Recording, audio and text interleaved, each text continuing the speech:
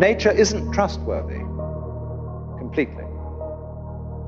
It'll sometimes let you down. But that's the risk you take. That's the risk of life. What's the alternative? I do not trust nature at all. It's got to be watched. You know what that leads to? It leads to 1984 and Big Brother. Okay, welcome back everyone. This is episode 30 of The Lockdown, the Practical Privacy and Security podcast. Now, we have a lot to cover in today's show. I'd like to address some comments that some listeners made and make some corrections following the previous episode, episode 29. Then we're going to go deep into public Wi-Fi, aliases, MAC addresses, infostealers, and then we'll discuss the controversy around Graphene OS that's been happening over the past few months before finishing with listener questions and discussing the current state of privacy.com. Now, as pointed out by a few listeners, and thank you, you know who you are, I had misspoke in the last episode, in particular around the use of public Wi-Fi. So let's take that opportunity to clear that up. Now, first, aliases. Typically, the advice I give for the more practical side of privacy is to have an alias in your back pocket for when you need it. Especially if you're new to privacy, you do not want to be fumbling around trying to think what your alias name is or what the email address is or the virtual phone number, for example. You want this to be something that is familiar to you. So, for example, if you are getting physical mail or deliveries at your home address, then you use your alias name for this. And that's probably what most of you are doing anyway, and certainly what I recommend for the majority of you. It's the alias name that you use for these type of things.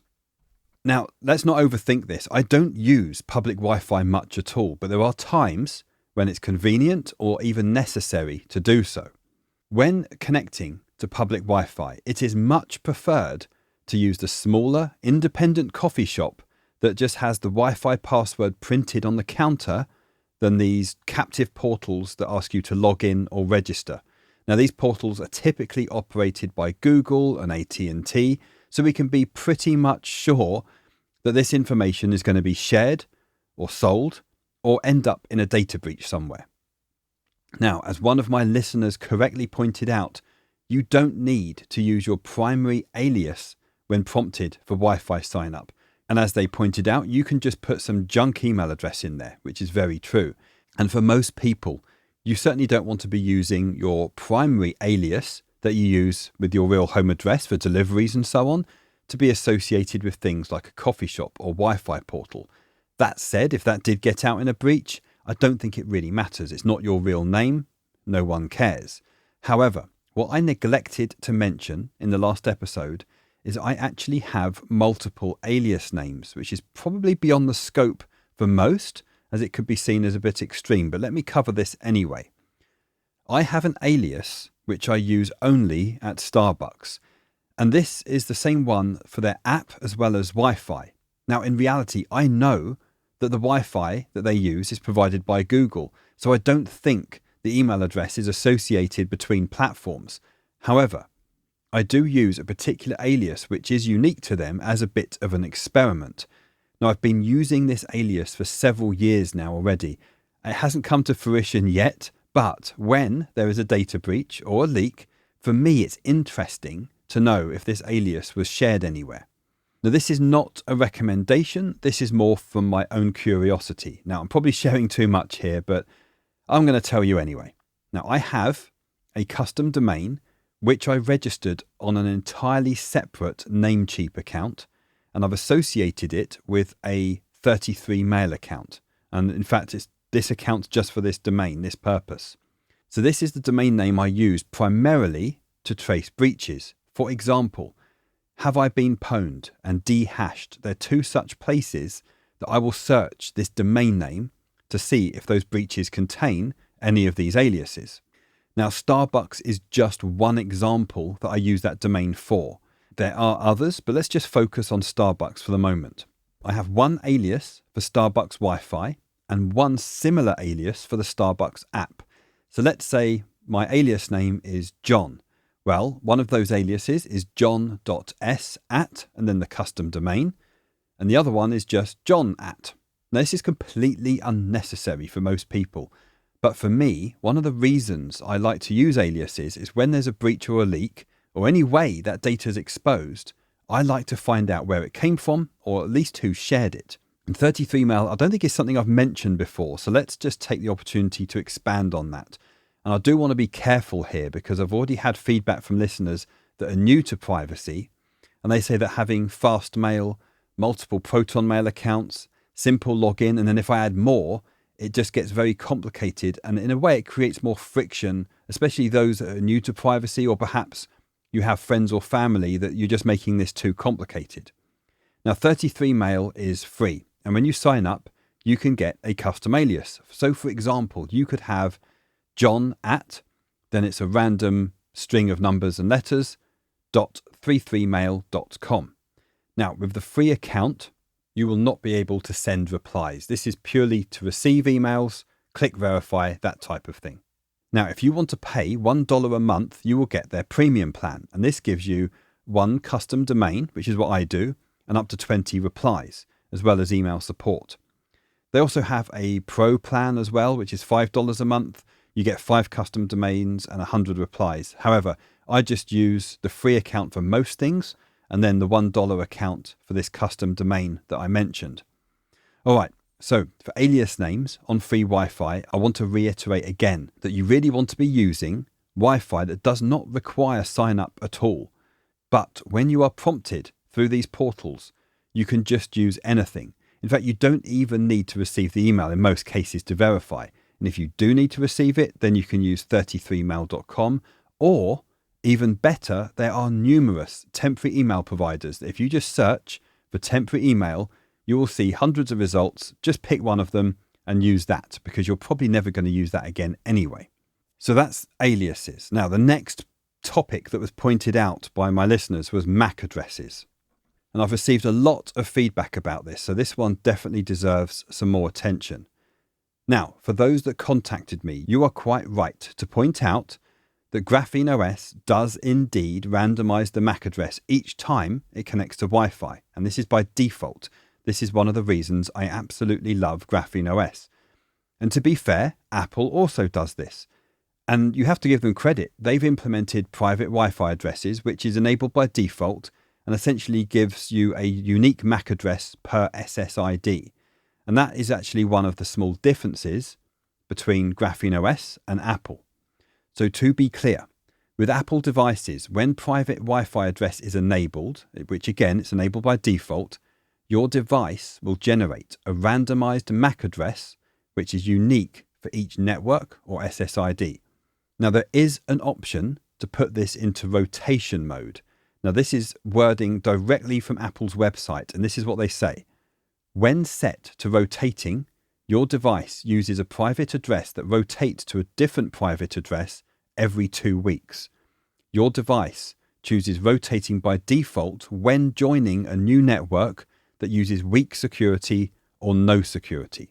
Now, while this is not as good as Graphene OS, for the average Joe, this is a great solution because the same MAC address won't be seen at their home Wi-Fi and the coffee shop and other access points. Now, with both Graphene OS and private Wi-Fi addresses by Apple, the MAC address does not reveal the device type. I'll talk more about that in a moment. Now, in the previous episode, I think I started rambling on about going to coffee shops and using a Wi-Fi adapter with a unique MAC address and then never using it again.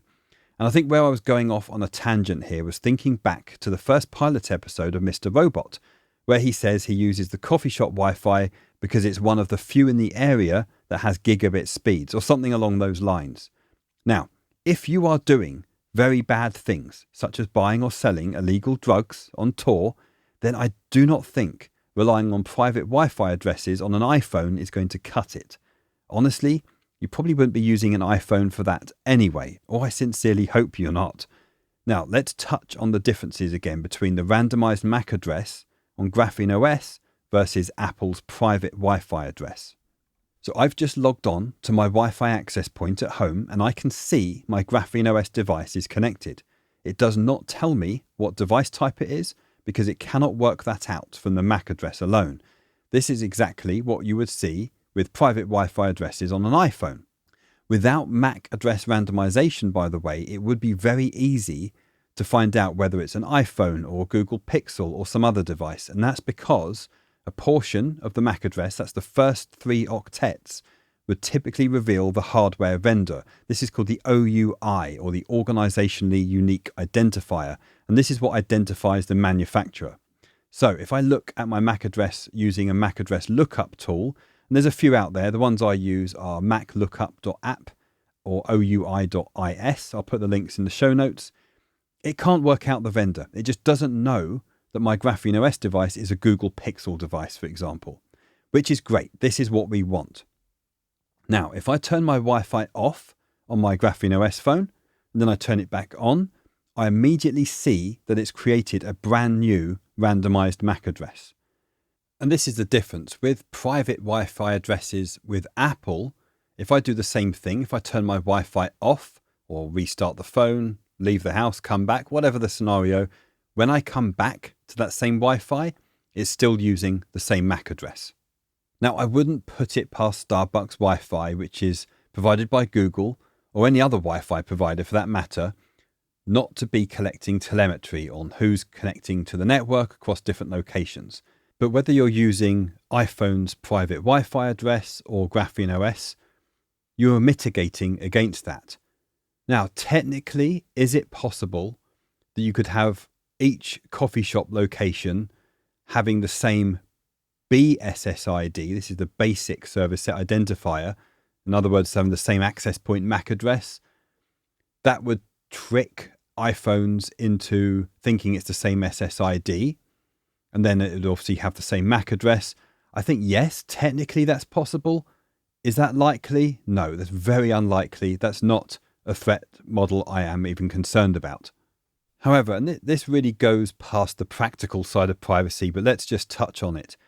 If you are a target, perhaps you're a journalist, or there's some political reason someone is targeting you, you're a bad actor, whatever the reason, this is something you may want to be concerned with.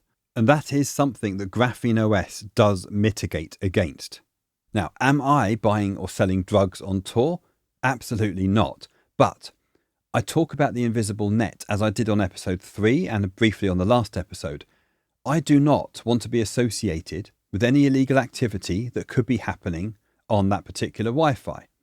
So no matter how innocent my activity is, perhaps I'm just activating a Mint mobile account, and I'll talk more on that in a moment, I treat my operational security with the highest threat level, especially when using my devices in public. Spoofing a MAC address is easy enough to do. Each Wi-Fi access point that you connect to will be logging the MAC address that it's presented to. So at least for me, relying on these built-in features with GrapheneOS is enough. But in the last episode, the tangent I went off on was actually thinking about laptops and other devices, not so much mobile devices. Windows, for example, as far as I'm aware, does not do any MAC address randomization by default. Now, one of the listeners said, don't Linux devices do this by default anyway? And I don't think they actually do, not by default. So let's take Ubuntu, for example. In Ubuntu 24.04 Long-Term Support Edition, MAC address randomization is not enabled by default. Now, Network Manager, which is Ubuntu's network management system, has supported MAC address randomizations, I think, since forever, for a very long time. But you need to explicitly configure this in Network Manager settings. Now, the problem as well, let's say you have Ubuntu Linux on your laptop. Now, there are many distributions of Linux, so I'm not going to speak to every one, but let's just pick on Ubuntu for the moment. I'll put a link to this in the show notes as well. There was a user in the forum that said the problem is that one first has to connect to a wireless network before this setting can be changed. This means the original MAC address is always exposed, defeating the point of the configuration option. So what they mean is they have to connect the Wi-Fi before they can enable the MAC address randomization. Maybe that's fixed now. I don't know. I haven't looked into it. But the point is, don't be complacent and assume that the device you're using isn't using the same MAC address and it's entirely unique. There are situations, depending on the device you're using, where that MAC address can be tied to the device. Now, I do not want this to be some obsession over MAC addresses, but the reason I bring this up again is when connecting to Wi-Fi, MAC addresses are the main identifier for your device. But the other thing I'd like to point out about public Wi-Fi is we often hear cybersecurity experts talk about the use of public Wi-Fi, and they're focused on an entirely different threat model. And unfortunately, many so-called experts are still fixated on this outdated advice that there are hackers sitting inside the coffee shop running Wireshark and capturing plain text passwords as you log into your email. In 2025, as we record this is clearly ridiculous, especially if you're using LibreWolf or any decent privacy-focused browser. Everything is going to be forced to HTTPS anyway. Now, sure, you may have some processes running in the background, talking to the internet over HTTP, possibly, but even those will surely be using HTTPS. So this isn't the threat model we should be concerned about, and that's not the reason to be using VPN while on these public Wi-Fi networks. What's more likely is that one of us is attending Black Hat or DEF CON or some other event. You could just be in the area when one of these events is happening and we see Starbucks. Or you could be in an airport and someone malicious is running what I've mentioned before, like the Wi-Fi Pineapple, for example. It's a rogue access point. Then man-in-the-middle attacks and spoofed pages for Google or even our Proton mail would then be a higher risk in these places than, say, being in a small town coffee shop in Arkansas. Now, the last point that listeners pointed out was public Wi-Fi. Now, when I was talking about public Wi-Fi and why I use it, I have no idea why I started mentioning the sign up for VPN. So for the listener that pointed that out, thank you for catching this one. What I was meant to say is this: if you are signing up for a cell phone prepaid service such as Tello or Mint or Simple Mobile, they will typically block you if you are on a VPN. And this is where using a public Wi-Fi access point, especially the smaller coffee shops where you potentially use a residential IP address, they're not going to be flagged by Mint Mobile, for example, as suspicious when you sign up. Now, I don't know why I used VPN providers in the example because it makes no sense, assuming that you're going to use that VPN from your home internet connection, but they're going to know your home IP address anyway. So what I was supposed to say is this: if you need to sign up for a cell phone contract, then this is why I've always done this while traveling using free public Wi-Fi. It won't be flagged as suspicious. If you're using privacy.com and using the same zip code as the location you're currently at, you can get an area code in that location as well without being flagged. I have had issues where I was in one state trying to get the area code of another and it flagged it. They wanted to speak to me. That may have been a one-off, but certainly they're going to have a red flag if you're trying to sign up over VPN. Now, I should also talk about this as well. Before I get home, I put my device into airplane mode. I actually do this when I'm a few miles away. This leaves Wi-Fi turned on, so I can still receive phone calls with my sudo, but the cell phone tower doesn't see my GrapheneOS phone. I trust GrapheneOS enough when the cellular services are turned off that it's not pinging cell phone towers. If you wanted to get a bit more paranoid and take this a step further, then sure, you could put your phone into a Faraday bag. At least for me, this isn't practical, so I draw the line and think GrapheneOS is something I trust enough. I don't need to use a Faraday bag. So right now, the phone is next to me. It's in airplane mode. I'm connected to Wi-Fi. There's an always-on VPN. So that cell phone prepaid service that I activated in a different state has never actually been turned on at my home address. So my mistake, I was not recommending that you create your Proton VPN account in a coffee shop. It makes no sense unless, of course, you're only using that VPN when traveling with your mobile device. Well, I'm glad I got that one out of the way. And this actually goes to show that while I am trying to focus on the practical side of privacy, there are nuances and we can get fairly deep and technical. So if you didn't understand a word I was talking about, don't worry. If you're new to privacy and you're using iPhone, then you already have private Wi-Fi addresses anyway by default. If you use Graphene OS, then you are doing way more than 90% of people out there. All right, moving on from that, I want to talk about infostealers because I keep seeing this in the news again. And in particular, I've been reading about Atomic InfoStealer for macOS. And I'll put a link to the show notes of the news article. And it's not actually anything new, to be honest. It's been around for a few years. I mean, InfoStealers have been around a lot longer, but Atomic InfoStealer is not new. But there does seem to be a new version of it.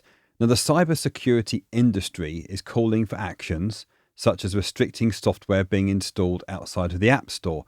And rightly so. For cyber, I don't think it's good for us in privacy. Now, obviously, installing software from unverified sources, especially pirated software, or should I say fake pirated software from weak sources that is potentially going to expose people to this form of malware, is not a good idea. Now, there are two aspects to this that I want to bring up. There's the protection of organizations, which is what cybersecurity is really concerned with. And then there's protecting our privacy as an individual. Now, obviously, we are concerned with the latter. But this is where cybersecurity can sometimes be at odds with privacy. I think I've mentioned this before, but I'm using a MacBook now almost on a daily basis. While I hate being part of the Apple ecosystem, even in a small way, considering I don't have an iPhone anymore, I do mitigate that by making sure my MacBook is not logged in with any Apple account. I don't use the App Store at all, and most of my installs come from homebrew or direct downloads like PKG or DMG files. But this is the problem we face, because for the average Joe or John or Mary, the non-technical user, they don't know how to validate sources of software they're downloading. For example, downloading a pirated copy of, let's say, Adobe Photoshop could be safe if you know the source of the pirated software and you know what you're doing. But if it's just some random link you found on a search engine, then it certainly has the potential to be infected with malware, such as this Atomic InfoStealer. Now, as I've said before, the only reason, or one of the only reasons I use a Mac is, first off, the excellent battery life due to the M4 chip, but also the software I need either calls for Windows or Mac. I don't like it, but anyway, that's beside the point. What I am trying to address here is for the average user. And this is what Microsoft and Apple are trying to address, which ultimately will impact our privacy. For example, imagine if Apple only allow apps to be installed from the App Store. Well, I think that's a disaster from not only a privacy perspective, but just for the whole software ecosystem, because we already know what they've done with their 30%, I think it was 30% fee for App Store purchases. Epic Games had a legal battle with them. So if you want some entertainment, you can look that up as well. So can you imagine the nightmare scenario if Windows and Apple would only allow software to be installed from their respective app stores? I'm not saying it's going to happen, but as cybersecurity professionals, if we fearmonger too much, then this is the risk and the direction we're heading in. I really do hope I am wrong there.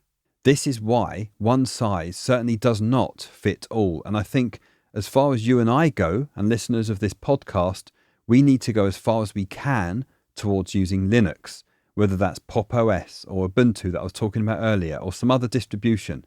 I don't want to sound like this is a do what I say, not what I do thing. Well, it kind of is like that. But the point is, one size certainly does not fit all. Now, for a long time, I used Windows 10 and then Windows 11. In fact, I've been using Windows since the 90s with Windows 3.1.1. Come get some. Which is going to age me. But honestly, I don't use it at all anymore since I started using my Mac. I would love nothing more than to buy a System 76 laptop and install Ubuntu on there. But as I've said, there's software that I must have. Now with the Mac, unless I can install software directly with a DMG or PKG file, under no circumstances will I ever use the App Store, because that would require me to have an Apple ID and be logged in.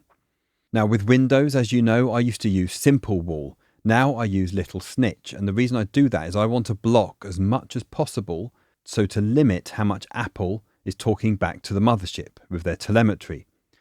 Now I'm not naive enough to believe that Little Snitch alone has completely isolated me from Apple's telemetry and data collection, but I'm always on VPN, and not having an Apple ID associated significantly reduces the privacy risks for me. Now, you may have also heard recently about these 16 billion passwords in some mega breach.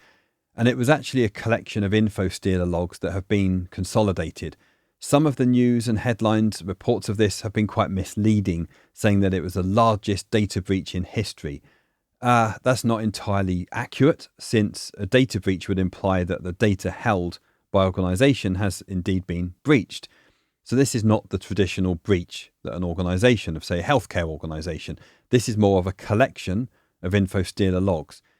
Now, does it diminish the significance of it? No, I don't think it does. This is still quite a significant data set. But this is why we do what we do. Now, I keep referring to the average Joe, but these are the people I see all the time that really have no idea what they're doing. They will Google for pirated software, they'll find some download or game hacks, whatever it may be, and then end up getting infected with these infostealers. There are Telegram groups right now that I can access for free and download infostealer logs, and there's new ones being published literally on a daily basis. They don't just contain passwords, but they contain browser directories, which obviously contain cookies, which could give access to online accounts, as well as keylog data and other things.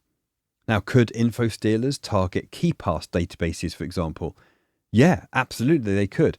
KeePass is a very secure password manager, but not if your system has been compromised with malware. Now, while KeePass is indeed a target, I would say more of the commercial password managers like Bitwarden, 1Password, LastPass, they're going to be more of a target. But what we want to avoid is malware being on our machines in the first place. Now, there's been a misconception for a very long time now that Mac is more secure than Windows, and it could actually be true, but it doesn't mean it's immune from malware and viruses, as this example shows. But considering that the majority of people use Mac these days, I would say that it's a very high-profile target. Apple are doing a lot to address the security of Macs, and one of which is trying to encourage software developers to use system extensions, for example, instead of kernel mode drivers, which basically means that rather than a software driver, in my case it could be for my audio interface, rather than having very low-level privileges for the operating system kernel, as a system extension it can now run in what we call the user space. Now, without going down yet another technical rabbit hole, which I seem to be doing a lot these days, the user space is essentially where your apps are installed.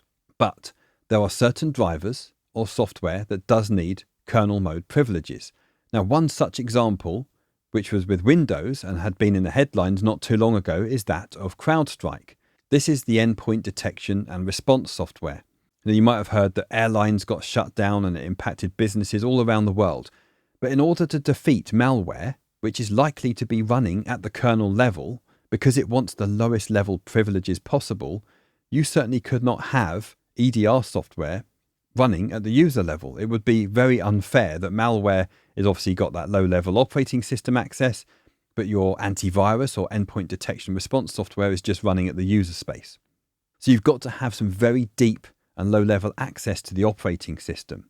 Now, in the case of CrowdStrike, and this is some time ago now, it crashed computers all over the place, and this was largely due to a change by Microsoft. But this is the risk of running anything at the kernel level. So this is another reason you could see why Apple and potentially Microsoft are going to try and push for more control over things like drivers, perhaps forcing us to install drivers through the App Store. Can you imagine that? I think that would be a disaster.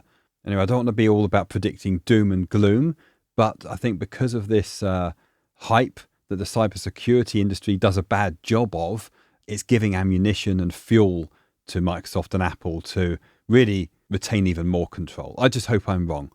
Now, where are infostealers coming from? Well, as well as pirated software, game hacks and cheats are a huge attack vector. Now, I think I mentioned in the last episode I used to play video games, and if you're not a gamer, then let me give you a quick background of online competitive gaming and why this is such a significant target for infostealers. Now, first you have the casual gamer, perhaps a teenager that gets home from school and plays Call of Duty on their Xbox or PlayStation, and that's that. Then you have the casual PC gamer that may be the same teenager coming home from school, playing Call of Duty Warzone all night. But this now is the type of person that wants to look like an elite gamer. Now, I know I'm talking to a stereotype here, but bear with me. But a lot of these people do idolize these streamers online, whether that be on Twitch or YouTube, and they want to be like them.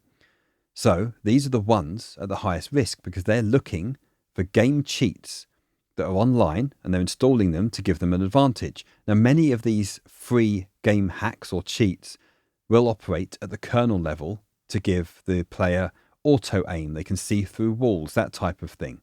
Now, you also have the more professional gamer that perhaps they're doing this in online tournaments and competitions and even earning money from streaming online. Now, the more viewers they have, the more money they will make. And then to get those viewers, they have to be among the best of the best. And these are the types of individuals that in the past have been caught by going much further than just downloading a free game hack that they found in a Google search result. They'll be using things like direct memory access cards or DMA cards in a second PC to read the memory of the game PC and then give them an overlay on their screen of where the enemy players are. Now, this is much harder to detect and far less likely to result in infostealers, yet not impossible. So the focus, therefore, is all the millions of teenagers out there that are playing video games, wanting to look good, and then installing these kernel-level game hacks, which ultimately get detected anyway. And this is the problem with video games, is they have anti-cheat software, which also has to run at the kernel. Now, one such piece of software is called Vanguard. I think it's called Vanguard. I think that was introduced with the video game Valorant. Now, for me, this is so intrusive. It's essentially like installing a commercial keylogger, monitoring your device and everything you do. If you're a gamer and you're listening to this, but also concerned with privacy, this is why I recommend a separate gaming PC with nothing else on there other than the video games you're playing.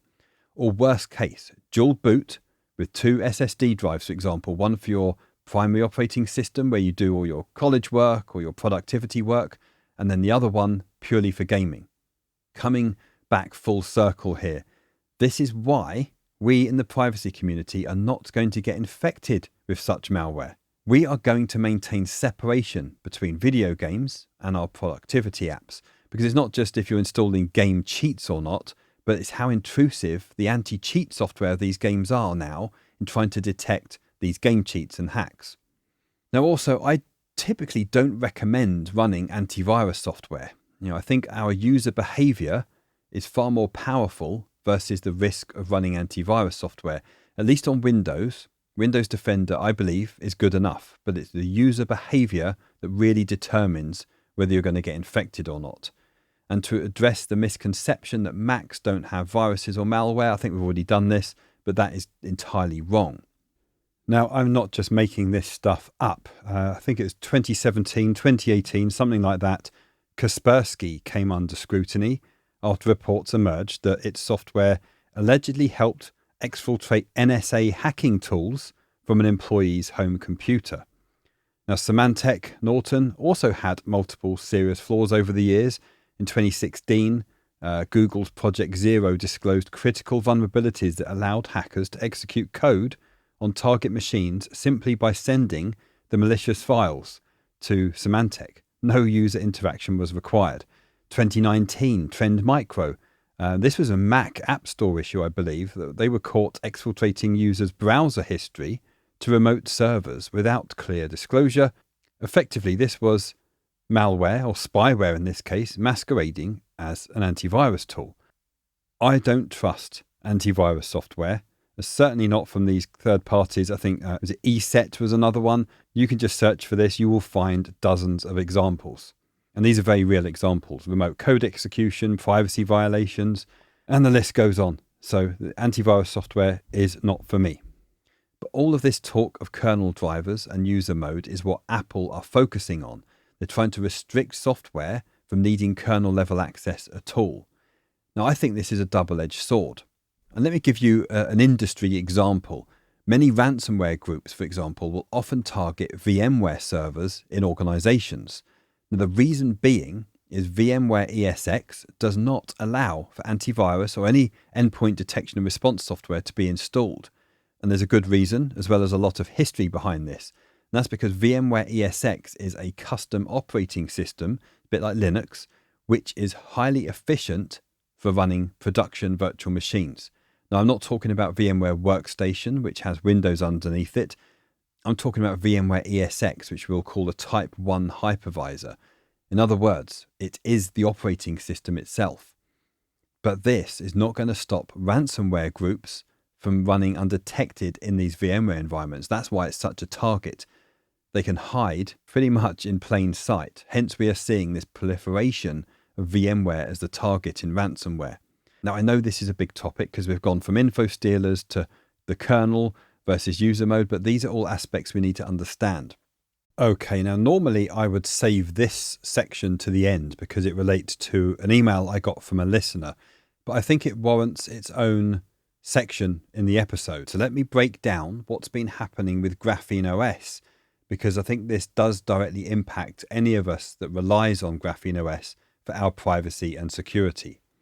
So back in April, Graphene OS lost one of their 2 senior developers to military conscription. When they first went missing, the team revoked their repository access as a precaution. They soon learned that the disappearance was completely unrelated to Graphene OS. So the Graphene OS project waited a couple of weeks before going public, and I think that was to ensure the developers' safety and that any disclosure wouldn't put them into any harm. But here is the complexity of the situation. This developer was an incredibly talented security researcher and engineer, and from what I could see, the Graphene OS team used their resources and connections to try and keep them safe and get them back. However, and I think this is critical, there's no way to get them out of the conscription. So it's been 3 months now since this news, and I believe this developer still remains unavailable to the project.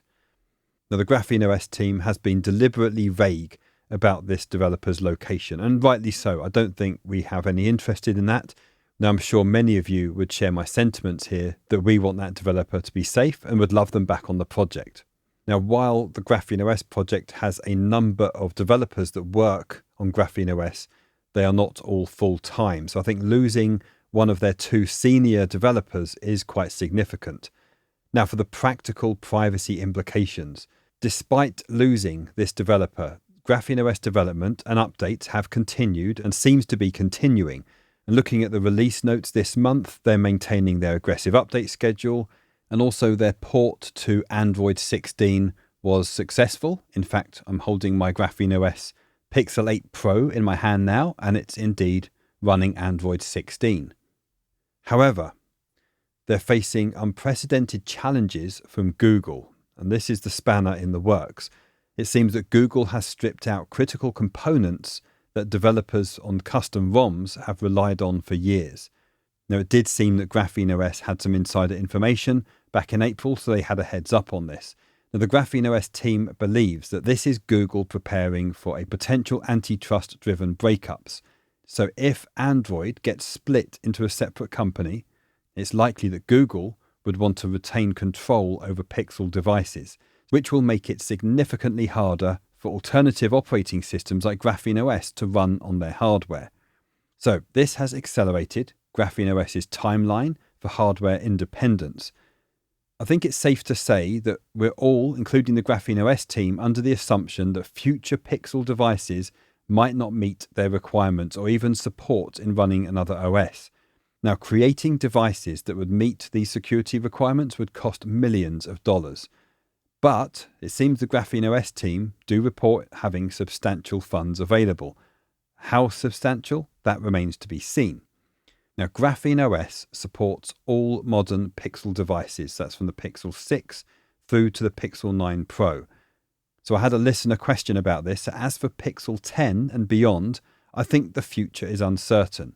Whether Graphene OS can support future Pixels really is going to depend entirely on Google's implementation choices. If Google continues down this path of locking down their devices, then Graphene OS may have no choice but to partner with OEMs and create their own hardware. Now, on Mastodon, and they posted this on June 19th, they said it's very feasible for several other OEMs to do it in 2026. They're referring to the security requirements of Graphene OS. And they say, we are talking to a major one. They would already likely be close to doing it, but seem willing to specifically consider our requirements and make sure it happens. We are working on making it official. So I really think the Graphene OS team are working very hard on this, and ultimately this actually could be better for us. Imagine having a Graphene OS device that's not even running Google-owned hardware. Now, the Graphene OS project has also had to deal with some misinformation campaigns. One particular individual, Robert Braxman, I'm personally not a huge fan. I don't dislike him, I'm just not a fan. Now, apparently, and I did not watch this, he released a video falsely claiming that Graphene OS is dying. And this is what relates directly to my listener question. So hopefully this answers your question. Now, he was doing this while promoting his own products. And a German security researcher, Mike Koketz, I'm hoping I pronounced that correctly, did respond directly, noting that Braxman presents himself as a privacy expert, but routinely spreads misinformation and technical half-truths. Now, I don't want to get embroiled into this controversy. As I said, I'm not a particular fan of Robert Braxman, and he certainly has his own agenda. Now, when the Graphene OS team responded about this, they certainly pointed out an irony that Braxman's own products have apparently had actual backdoors, including fake end-to-end encryption, where the server had access to the keys. Anyway, here is my assessment. Graphene OS is demonstrating remarkable resilience in the face of all these challenges. They've lost a senior developer due to war. They've got this strategic pivot away from openness by Google, and then there's misinformation campaigns. Despite that, I'm running Android 16, so I hold a lot of hope for the future. I'm not too worried, and I'm actually quite excited if they were to partner with an OEM manufacturer and have their own hardware. That could be very interesting indeed. Now, that same listener, and that was a long section about Graphene OS, but the same listener also asked, you've mentioned Windows and macOS firewalls a few times recently. What about for Linux? Even though it seems like less need for it, what if we want to lock it down and control network connections? What good options are there? I heard about OpenSnitch being buggy. Love to hear your thoughts. Now, for me, the main recommendation would indeed be OpenSnitch in a combination with UFW. Now, I primarily only use Linux as a server OS, so I'm not using it as the desktop operating system, although there are some cases where I do development on there and possibly OSINT. For me, I just don't use Linux enough as a desktop OS to have needed something like OpenSnitch. So all I would say is that's the recommendation I would typically go with. I would give it a go. Now, they also ask, they wonder if I've ever tried OpenBSD or any BSD systems and to share my experiences. Now, this will be a similar answer. Primarily, my experience dates back to FreeBSD and some NetBSD. Now, from what I understand, OpenBSD is indeed an outstanding piece of engineering with a great focus on security, correctness and simplicity. But honestly, and this is for me, I'm not sure OpenBSD is the correct answer here if your main goal is to get a comfortable desktop environment as well as privacy and security. It is a wonderful server OS. It's rock solid, it's predictable, but most modern end user requirements simply don't exist on this. You're going to hit friction at least somewhere along the way. I've had issues with Wi-Fi drivers being an absolute pain, so they may not support your chipset, and some common desktop apps either won't build or they have to have some cumbersome workaround. Now, for example, you mentioned Obsidian. This is an Electron app. Now, as far as I'm aware, OpenBSD's Electron support is incomplete and spotty at best. Even if you get it to run, you'll often run into library issues or perhaps performance problems. Now, from a security perspective, OpenBSD does have some very meaningful advantages. But my experience, these advantages are around the server side. So, for example, the entire system is developed with auditing in mind. Now, you might want to at least consider FreeBSD. It has, I believe, much wider support for the desktop use case, including 3D acceleration with NVIDIA drivers, although, again, I don't think every feature is supported. But most importantly, and this was for me, virtualization infrastructure through Beehive. At least I think that's how you pronounce it. It's BHYVE. Now, with that, you can either run Linux or Windows VMs and even do PCI pass-through through it, which is all great if that's a use case you need. I think ultimately, just give it a go and see how it works for you. This is entirely dependent on your use case and the specific applications you care about and your comfort and I will say this, it's a far more hands-on experience. Some people will thrive in that environment and love the minimalism.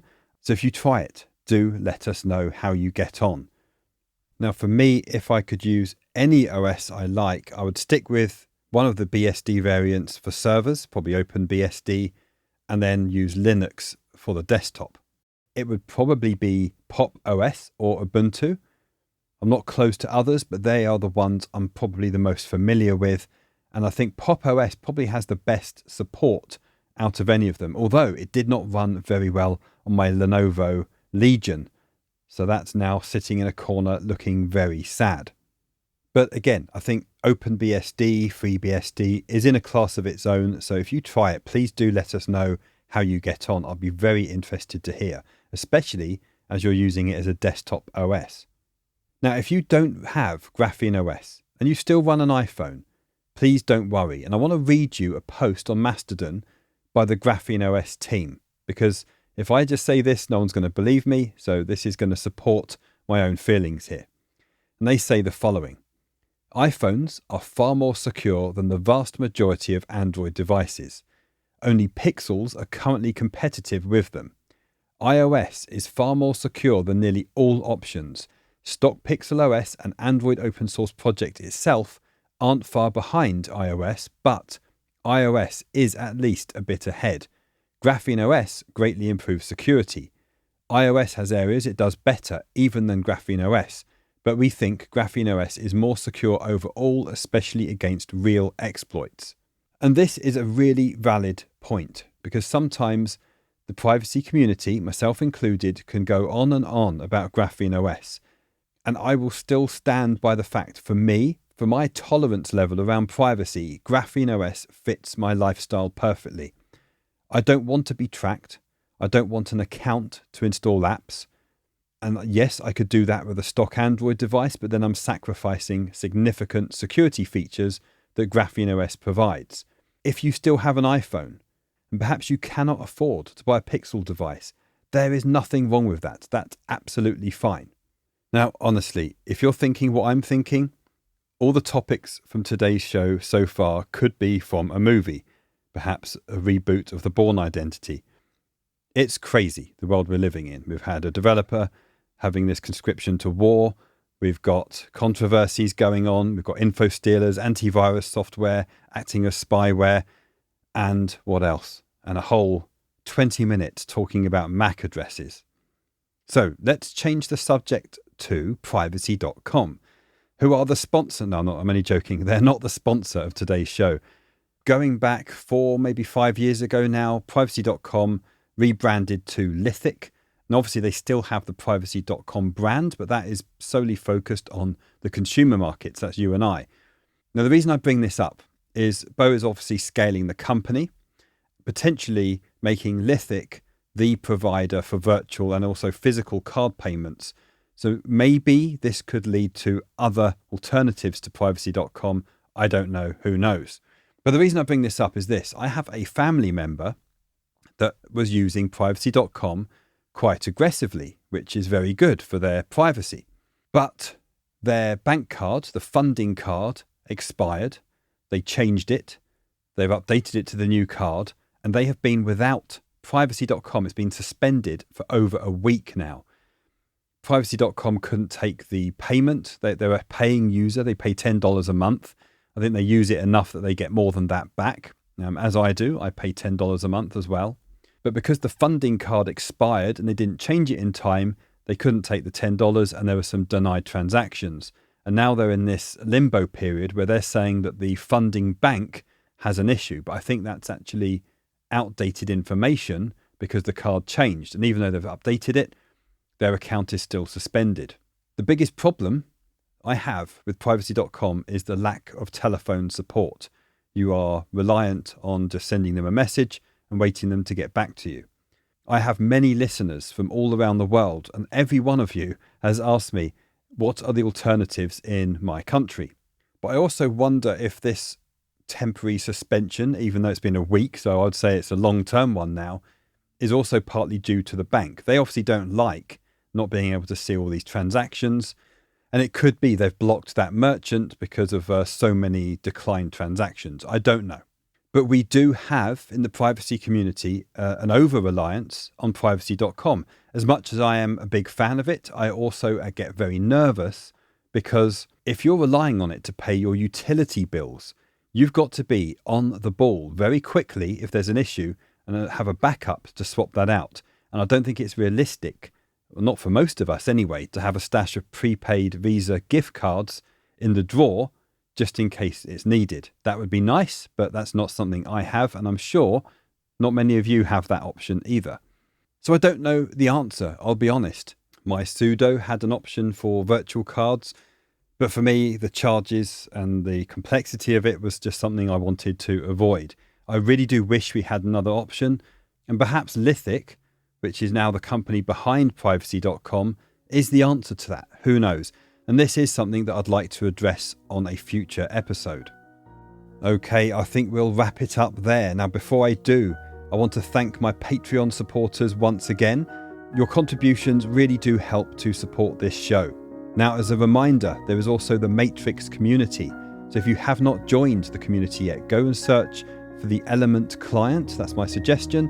And then if you look in the show notes, you will see the link to the Matrix rooms and the main community page. Or you could go to psysecure.com, that's psysecure.com/podcast, and the password to unlock the URL is ghost, that's capital G, secret. So ghost secret, all one word, capital G, capital S, and that will also give you the link to the Matrix rooms. And because of the success of the Matrix community, the number of emails I've been receiving, that's lockdownpodcast@protonmail.com, has gone down. So please don't forget, you can contact me directly using that email address, or if you prefer, if you catch me online, you can message me in the Matrix community. Now, there may or may not be a podcast next week. I am going to be traveling. If not, it'll be the week after. So until then, stay safe and we'll talk very soon.